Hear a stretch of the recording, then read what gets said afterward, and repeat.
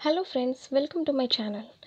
दोस्तों, आज के हमारे इस वीडियो में हम लोग डिस्कस करने वाले हैं ब्रेक ब्रेक ब्रेक। एक पोएम है और ये लिखा गया है अल्फ्रेड लॉर्ड टेनिसन के द्वारा लिखा गया है। एक पोएम है। अल्फ्रेड लॉर्ड टेनिसन एक विक्टोरियन पोएट है, जिनको representative poet of Victorian era भी कहते हैं। 1809 से 1892 तक टेनिसन रहे हैं। मतलब 1809 में इनका बॉर्न हुआ और 1892 में इनकी डेथ हो गई थी। तो ब्रेक ब्रेक ब्रेक जो पोएम है, तो टेनिसन ने अपने एक फ्रेंड के बारे में लिखे हैं। तो इनके फ्रेंड का नाम है आर्थर हेनरी हेलन। तो उनके डेथ के बाद इन्होंने लिखी थी, एक एलिजी आप कह सकते हो। तो फिर स्टार्ट करते हैं।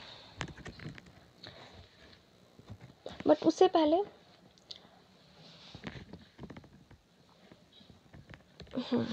तो सबसे पहले हम बताते हैं कि इन आर्थर हेनरी हेलन ने एडमिशन लिया था ट्रिटनी कॉलेज कैम्ब्रिज यूनिवर्सिटी में लिया था अक्टूबर 1828 में। और वहाँ पर हेलन की दोस्ती हो गई थी टेनिसन से 1829 में, यानी एक साल के बाद। तो अप्रैल 1829 में दोनों दोस्त बन गए थे। कौन? तो हेलन एंड टेनिसन। और हेलन फिर डेथ हो गया, उसके बाद उनकी मेमोरी में उन्होंने ये ब्रेक ब्रेक ब्रेक लिखा था।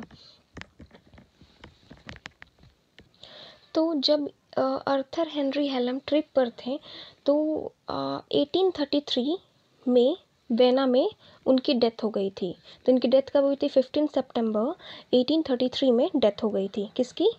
हेलन की। ठीक है। तो दिस पोएम वॉज कंपोज्ड इन 1834। यह पोएम जो है वो कंपोज्ड किया गया है 1834 में, और इसको पब्लिश किया गया है ब्रेक ब्रेक ब्रेक को 1842 में। 1842 में पब्लिश किया गया और कंपोज हुआ है 1833 में, राइट। तो 1833 में हेलन की डेथ हो गई और उसके एक साल के बाद 1834 में टेनिसन ने पोएम को लिखा था और पब्लिश लेकिन हुआ था कुछ साल के बाद 1842 में। तो टेनिसन ने ब्रेक ब्रेक ब्रेक के अलावा एक और पोएम लिखी थी उन्होंने हेलन के लिए। वो भी ग्रेट एलिजी कही जाती है इंग्लिश लिटरेचर के अंदर। इसका नाम है इन मेमोरियम। ये भी लिखी गई थी मेमोरी आर्थर हेनरी हेलन के मेमोरी में ही लिखी गई थी, इन मेमोरियम। तो टेनिसन को इस इन मेमोरियम को कंप्लीट करने में 17 साल लगे थे करीब, उस वर्क को, इन मेमोरियम को कंप्लीट करने के लिए। तो चलिए स्टार्ट करते हैं।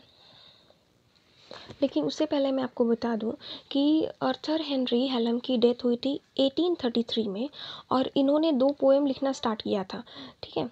तो 1834 में तो इन्होंने लिख लिया था ब्रेक ब्रेक ब्रेक, और इन मेमोरियम 1833 से स्टार्ट किए थे, बट उनको 17 साल लग गए, करीब 1849 में वो कंप्लीट हुआ था। और इन मेमोरियम का जो ओरिजिनल टाइटल है वो है the way of the soul, the way of the soul, ठीक है। तो ये सब क्वेश्चन पूछे जाते हैं। तो कितने साल लगे थे? तो 17 ईयर लगे थे इन मेमोरियम को लिखने में, ठीक है। तो ब्रेक ब्रेक ब्रेक, तो पोएम की शुरुआत में जो टेनिसन है वो बैठे हुए हैं, एक बीच पर बैठे हुए हैं, ठीक है। वो दुखी हैं और सुबह सुबह का टाइम है, वो बीच पे बैठे हुए हैं और बीच पर बैठकर वो बातें करते हैं। और तो कोई दिखाई नहीं देता, वो बात करते हैं। कुछ लोग हैं बट वो बात नहीं कर सकते, वो बात कर रहे हैं समुद्र की लहरों से। तो समुद्र की लहरों से वो कहते हैं ब्रेक ब्रेक ब्रेक, तोड़ो तोड़ो तोड़ो, on the cold grey stone O sea. वो कह रहे हैं कि समुद्र की लहरों से कि जो समुद्र की लहरें हैं और यहाँ पर जो कोल्ड ग्रे स्टोन है, ठंडे जो ग्रे कलर के पत्थर पड़े हुए हैं, तो इनसे तुम टकराओ और इनको तोड़ दो। जो समुद्र की लहरें हैं आ रही हैं उनसे, तो उनसे वो कहते हैं कि तुम ग्रे कलर के स्टोन को टकराओ और उसको तोड़ दो। एंड आई वुड दैट, यहाँ पे पोइट कहते हैं कि and I would that my tongue could utter the thoughts that arise in me.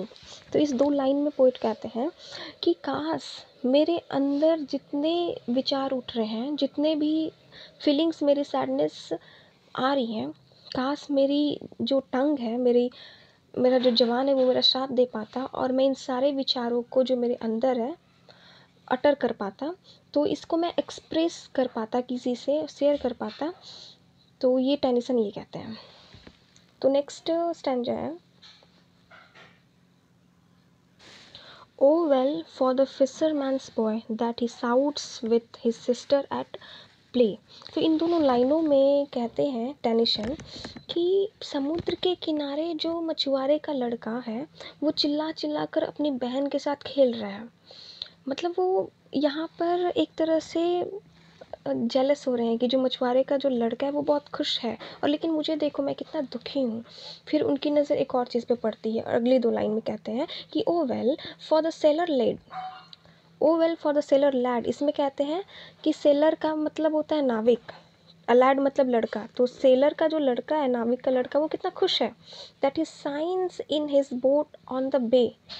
तो जो समुद्र के किनारे जो नाविक की बोट खड़ी हुई है उस पर बैठ के नाविक का लड़का क्या कर रहा है, गाना गा रहा है। तो जो फिशरमैन का लड़का है और जो सेलर का लड़का है, इन दोनों से पोएट जो है टेनिसन वो जलन फील करते हैं कि दोनों कितने खुश हैं और मैं कितना दुखी हूँ, क्योंकि मेरा जो दोस्त है इस दुनिया में अब नहीं है, मैं इससे ज़्यादा दुख में हूँ। और मेरा जो क्लोज़ फ्रेंड है वो अब इस दुनिया में नहीं है, लेकिन बाकी सभी लोग कैसे हैं, वो खुश हैं। तो मुझे इससे दिक्कत हो रही है। अगली 4 लाइन है, and the stately ship go on to their haven under the hill. इस 2 लाइन में कहते हैं टेनिसन कि स्टेटली शिप के बारे में वो कहते हैं। स्टेटली का मतलब होता है बड़े बड़े पानी के जहाज़ हो, उनके बारे में कहते हैं कि बड़े बड़े जो पानी के जहाज़ हैं वो भी अंडर द हिल, पहाड़ियों के नीचे से निकल कर जा रहे हैं और कहाँ पहुँचने की कोशिश करते हैं, हेवन में, अपने डेस्टिनेशन पे पहुँचने की कोशिश कर रहे हैं। मतलब यहाँ पे टेनिसन कहते हैं कि सभी लोग अपने अपने कामों में बिजी हैं और जो फिशरमैन का लड़का है वो अपनी बहन के साथ चिल्ला चिल्ला कर खेलता है, जो नाविक का लड़का है वो अपनी बोट पे बैठ के गाने गाता है, और जो शिप है स्टेटली शिप वो भी अपनी डेस्टिनेशन की ओर बढ़ रहा है। But O for the touch of a vanished hand and the sound of a voice that is steel.